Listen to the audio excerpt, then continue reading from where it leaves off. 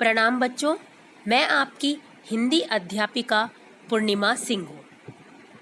बच्चों, आज मैं इस वीडियो में आपको अध्याय डायरी का एक पन्ना के प्रश्न उत्तर से अवगत करवाऊंगी। तो चलिए आरंभ करते हैं। बच्चों, पहले हम मौखिक प्रश्न देख लेते हैं। पहला प्रश्न है, कलकत्ता वासियों के लिए 26 जनवरी 1931 का दिन क्यों महत्वपूर्ण था? उत्तर कुछ इस प्रकार से होगा।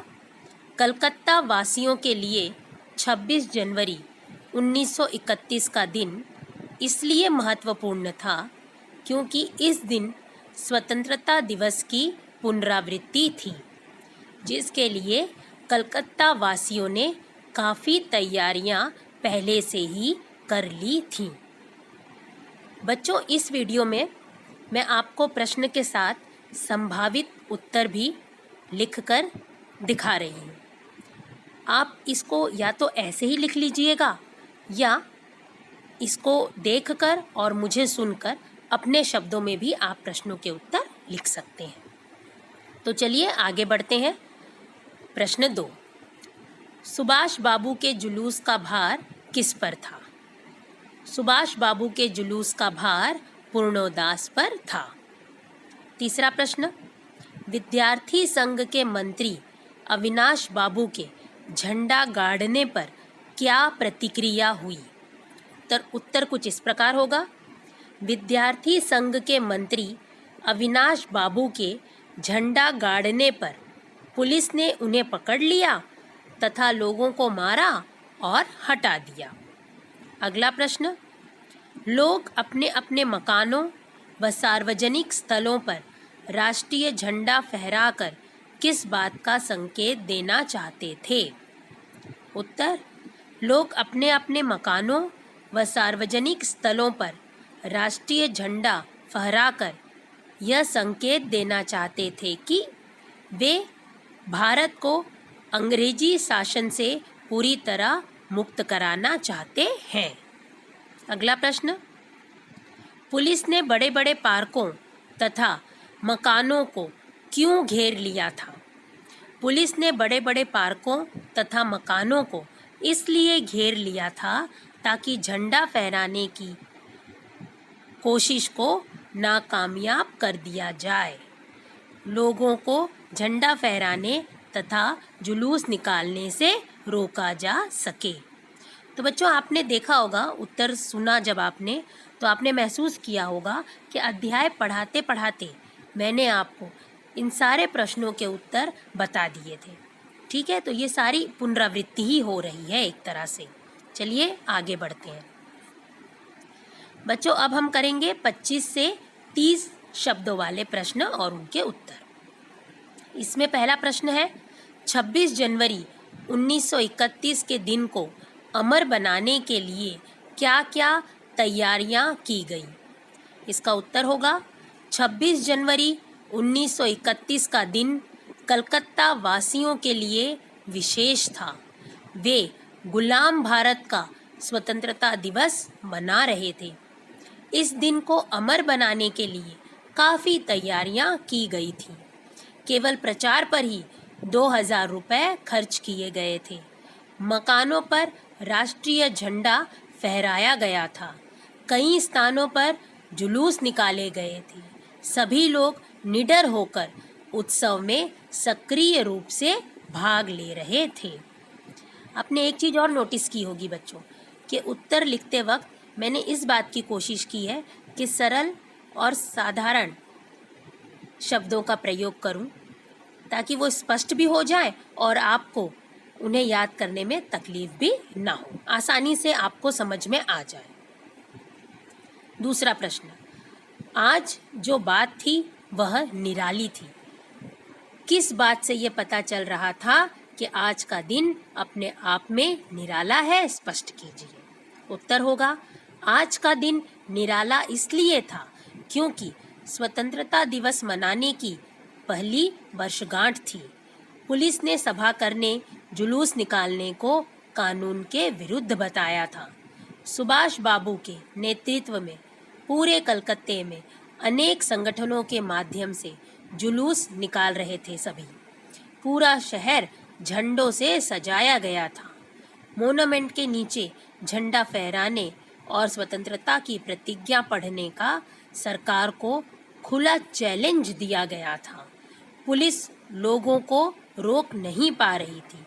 वास्तव में यह एक ओपन लड़ाई थी। इसीलिए बच्चों जो बात थी वह उस दिन निराली थी। आगे बढ़ते हैं। पुलिस कमिश्नर के नोटिस और काउंसिल के नोटिस में क्या अंतर था? पुलिस कमिश्नर और काउंसिल का नोटिस एक दूसरे के विपरीत था। पुलिस कमिश्नर ने नोटिस निकाला कि अमुक अमुक धारा के अनुसार कोई सभा नहीं हो सकती। यदि कोई सभा में भाग लेगा तो उसे दोषी समझा जाएगा।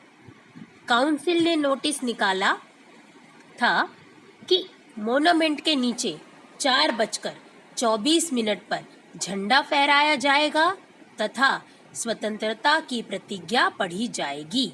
इस प्रकार ये दोनों नोटिस एक दूसरे के खिलाफ थे। बेटा ये प्रश्न भी बहुत बार पूछा गया है बोर्ड में। अगला प्रश्न, धर्मतल्ले के मोड़ पर आकर जुलूस क्यों टूट गया?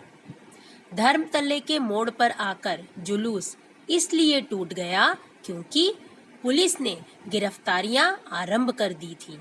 लाठी का प्रयोग किया जा रहा था। पुलिस ने सुभाष बाबू को पकड़ लिया तो स्त्रियों ने जुलूस बनाकर झंडा फहरा दिया। पुलिस ने उन्हें रोकना चाहा, जिससे कुछ वहीं बैठ गए और कुछ घायल हो गए और कुछ पुलिस द्वारा गिरफ्तार कर लिए गए। इसी भगदड़ में जुलूस टूट गया। अगला प्रश्न है बच्चों, डॉक्टर दास गुप्ता जुलूस में घायल लोगों की देखरेख तो कर ही रहे थे, उनके फोटो भी उतरवा रहे थे। उन लोगों के फोटो खींचने की क्या वजह हो सकती थी, स्पष्ट कीजिए। ये भी मैंने अध्याय के दरमियान जब मैं पढ़ा रही थी तब मैंने आपको इसका उत्तर बता दिया था। एक बार फिर से सुन लीजिए। पुलिस द्वारा लाठी चलाए जाने पर अनेक लोग जख्मी हो गए थे। डॉक्टर दास गुप्ता उन घायलों का उपचार व देखरेख कर रहे थे और साथ ही साथ लोगों की फोटो इसलिए उतरवा रहे थे जिससे अंग्रेजों के अत्याचारों का पर्दाफाश किया जा सके और दूसरा यह भी पता चल सके कि बंगाल में स्वतंत्रता की लड़ाई में बहुत काम हो रहा है। अब आगे बढ़ते हैं बच्चों। अब आते हैं 50 से 60 शब्दों के प्रश्न उत्तर की तरफ। इसमें पहला प्रश्न है, सुभाष बाबू के जुलूस में स्त्री समाज की क्या भूमिका थी? अति महत्वपूर्ण प्रश्न बच्चों, हाँ तो ध्यान से सुनिए। सुभाष बाबू के जुलूस में स्त्रियों की भूमिका बहुत महत्वपूर्ण थी। स्त्रियों के अनेक दल जगह जगह से जुलूस बनाकर सभा स्थल की ओर बढ़ रहे थे। जिस समय पुलिस सुभाष बाबू और अन्य पुरुष आंदोलनकारियों पर लाठी प्रहार कर रही थी, उस समय स्त्रियों ने ही मोन्यूमेंट की सीढ़ियों पर चढ़कर झंडा फहरा दिया। ठीक 4:24 पर स्त्रियों के दल ने निर्धारित प्रतिज्ञा भी पढ़ दी। इस प्रकार उन्हीं के सहयोग से झंडा दिवस सफल हो सका। इतनी बड़ी संख्या अर्थात 105 में पहली बार स्त्रियां गिरफ्तार की गई थी। अगला प्रश्न है, जुलूस के लाल बाजार आने पर लोगों की क्या दशा हुई? उत्तर, जुलूस के लाल बाजार आने पर हालात काफी बिगड़ चुके थे। जनता नियंत्रण से बाहर हो रही थी। उन्हें काबू करना मुश्किल हो गया था। पुलिस लाठियां डंडे बरसा रही थी। लोगों को लॉकअप में भेजा जा रहा था। स्त्रियां भी अपनी गिरफ्तारी दे रही थी। झुंड के झुंड नारे लगा रहे थे। लोगों का जोश बढ़ता ही जा रहा था, रुकने का नाम नहीं ले रहा था। लाठी चार्ज से लोग घायल भी हो गए थे। खून बह रहा था। लोग चीख रहे थे परंतु कदम पीछे नहीं हटा रहे थे। तो देखा बच्चों, ये आज़ादी के दीवाने थे जिन्होंने अपने प्राण न्यौछावर कर दिया आज़ादी के लिए, सब कुछ कुर्बान कर दिया। अगला प्रश्न है, जब से कानून भंग का काम शुरू हुआ था तब से आज तक इतनी बड़ी सभा ऐसे मैदान में नहीं की गई थी, और यह सभा तो कहना चाहिए कि ओपन लड़ाई थी। यहाँ पर कौन से और किसके द्वारा लागू किए गए कानून को भंग करने की बात कही गई है? क्या कानून भंग करना उचित था? अपने विचार प्रकट कीजिए। ये भी महत्वपूर्ण प्रश्न है बच्चों। ये एक तरह से रचनात्मक और जैसे आप कहते हैं ना वैल्यू बेस्ड, है ना, मूल्य वाला प्रश्न है ये, क्योंकि इसमें आपको अपने विचार व्यक्त करने हैं। निबंधात्मक प्रश्न है ये, तो इसका उत्तर ध्यान से सुनिए। यहाँ पर अंग्रेजी सरकार द्वारा सभा न करने, जुलूस न निकालने तथा संगठन न बनाने के कानून को भंग करने की बात कही गई है। असल में यह कानून भारतवासियों की स्वतंत्रता को समाप्त करने का कानून था, इसलिए इसे भंग करना अनुचित नहीं था, अर्थात बच्चों उचित था। इस समय देश की स्वतंत्रता के लिए हर व्यक्ति अपना सर्वस्व बलिदान करने को तैयार था। अंग्रेजों ने कानून बनाकर आंदोलन तथा जुलूस को गैर कानूनी घोषित किया हुआ था, परंतु लोगों पर इसका कोई प्रभाव नहीं था। वे स्वतंत्रता के लिए अपना प्रदर्शन करते रहे, गुलामी की जंजीरों को तोड़ने का प्रयास करते रहे थे। यद्यपि अनेक घायल भी हुए, कईयों ने लाठियां भी खाई, मगर आज़ादी के सामने यह सब निरर्थक था। अगला प्रश्न बच्चों, बहुत से लोग घायल हुए, बहुतों को लॉकअप में रखा गया, बहुत सी स्त्रियां जेल गईं, फिर भी इस दिन को अपूर्व बताया गया है। आपके विचार में यह सब अपूर्व क्यों है? अपने शब्दों में लिखिए। उत्तर, 26 जनवरी 1931 का दिन कलकत्ता वासियों के लिए अपूर्व दिवस इसलिए कहा गया है क्योंकि यह गुलाम भारत का दूसरा स्वतंत्रता दिवस था। ठीक है ना बच्चों, क्योंकि पहला था 26 जनवरी 1930 में। सुभाष चंद्र बोस के नेतृत्व में कलकत्ता वासियों ने स्वतंत्रता दिवस मनाने की तैयारी जोर शोर से की थी। पुलिस की सख्ती, लाठीचार्ज, गिरफ्तारियां, इन सब के बावजूद भी लोगों के जोश में कमी नहीं आई। लोग झंडे फहराते, वंदे मातरम बोलते हुए, खून बहाते हुए भी जुलूस निकालने को तत्पर थे। जुलूस टूटता मगर फिर बन जाता। कलकत्ता के इतिहास में इतने प्रचंड रूप में लोगों को पहले कभी नहीं देखा गया था। लोग बेखौफ होकर पुलिस और कानून का विरोध कर रहे थे। उन्होंने गिरफ्तार होना, लाठियां खाना मंजूर किया, मगर पुलिस के सामने घुटने नहीं टेके। ये भी अति महत्वपूर्ण प्रश्न था बच्चों। चलिए अब बढ़ते हैं आशय स्पष्ट कीजिए की ओर। ठीक, तो इसमें 2 प्रश्न हैं बेटो। चलो पहला देख लेते हैं। आज तो जो कुछ हुआ वह अपूर्व है। बंगाल के नाम या कलकत्ता के नाम पर कलंक था कि यहाँ काम नहीं हो रहा है, वह आज बहुत अंश में धुल गया। महत्वपूर्ण प्रश्न ये भी बच्चों। आप सोच लोगे मैम हर प्रश्न को महत्वपूर्ण बता रही हैं। बेटा क्योंकि जिनको जिनको महत्वपूर्ण बता रही हूँ ना, वे काफ़ी बार एक एक करके बोर्ड पेपर में पूछे जा चुके हैं।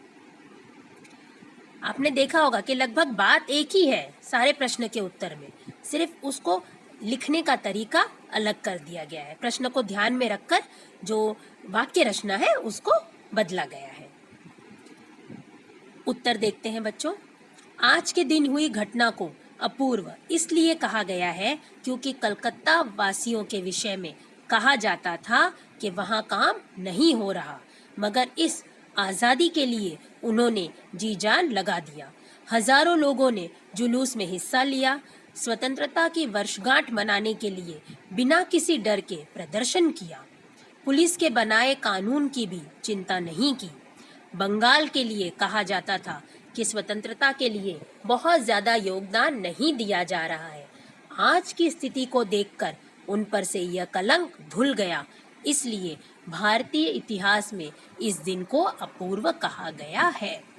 अध्याय की शुरुआत में ही मैंने आपको बताया था बच्चों कि 26 जनवरी 1930 को जब सारे भारतवासी पहला स्वतंत्रता दिवस मना रहे थे तो कलकत्ता में उस दिवस को बड़े ही साधारण ढंग से मनाया गया था और तब बाकी भारतवासियों में ये एक संदेश गया था कि शायद कलकत्ता वाले आज़ादी नहीं चाहते हैं और इसी कलंक को धोने के लिए कलकत्ता वासियों ने निश्चय किया कि 26 जनवरी 1931 को जब उसकी पुनरावृत्ति होगी उस दिन को ये बड़े धूमधाम से मनाएंगे और अपने माथे पर लगे हुए कलंक को धो देंगे। यही उत्तर था बेटा। अब आते हैं दूसरे प्रश्न की तरफ। खुला चैलेंज देकर ऐसी सभा पहले नहीं की गई थी। उत्तर होगा बच्चों, यह घटना वास्तव में एक खुला चैलेंज था। पुलिस के समक्ष लोग झुके नहीं थे। पुलिस कमिश्नर ने नोटिस निकाला कि सभा करना, जुलूस निकालना कानून के विरुद्ध होगा। सभाओं में भाग लेने वालों को दोषी मानकर गिरफ्तार किया जाएगा। इसके विपरीत सुभाष बाबू की अध्यक्षता में काउंसिल ने नोटिस निकाला कि मोन्यूमेंट के नीचे झंडा फहराया जाएगा और स्वतंत्रता की प्रतिज्ञा पढ़ी जाएगी। सभी को इसके लिए आमंत्रित किया गया। खूब प्रचार भी हुआ। सरकार और आम जनता में यह खुली लड़ाई थी। यही खुला चैलेंज था। इस प्रश्न का उत्तर हम पहले भी देख चुके हैं बेटो। ये भी महत्वपूर्ण प्रश्न है।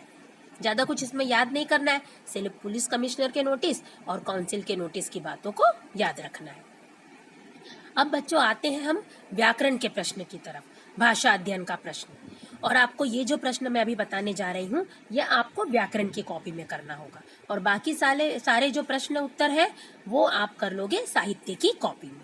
ठीक बेटा, तो व्याकरण की कॉपी में नए पेज पर आप इस अध्याय का नाम लिखोगे सबसे पहले, डायरी का एक पन्ना, और फिर इस प्रश्न को करोगे। और ये प्रश्न बहुत साधारण है बच्चों। हमने रचना के आधार पर वाक्य रूपांतरण पहले ही पढ़ लिया है।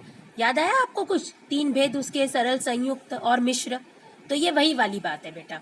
इसमें ये संयुक्त वाले वाक्य दिए गए हैं जिनको आपको सरल वाक्य में बदलना है। ठीक, तो देखते हैं पहला क। 200 आदमियों का जुलूस लाल बाजार गया और वहां गिरफ्तार हो गया। इसका उत्तर देखिए और है उसमें। हाँ, 200 आदमियों का जुलूस लाल बाजार गया और वहां गिरफ्तार हो गया। उत्तर होगा 200 आदमियों का जुलूस लाल बाजार जाकर गिरफ्तार हो गया। ख प्रश्न है, मैदान में हजारों आदमियों की भीड़ होने लगी और लोग टोलियां बना बनाकर मैदान में घूमने लगे। उत्तर होगा मैदान में हजारों आदमियों की भीड़ होने पर लोग टोलियां बनाकर मैदान में घूमने लगे। ग प्रश्न, सुभाष बाबू को पकड़ लिया गया और गाड़ी में बैठाकर लाल बाजार लॉकअप में भेज दिया गया। उत्तर होगा सुभाष बाबू को पकड़कर गाड़ी में बैठाकर लाल बाजार लॉकअप में भेज दिया गया। ठीक बच्चों, तो ये अध्याय यहीं पर समाप्त होता है बच्चों। अब अगले वीडियो में मैं अगले अध्याय के साथ आपके समक्ष उपस्थित होऊंगी। बच्चों, तब तक के लिए स्वस्थ रहिए, सुरक्षित रहिए, अपना और अपने परिवार का ध्यान रखिए बच्चों। धन्यवाद।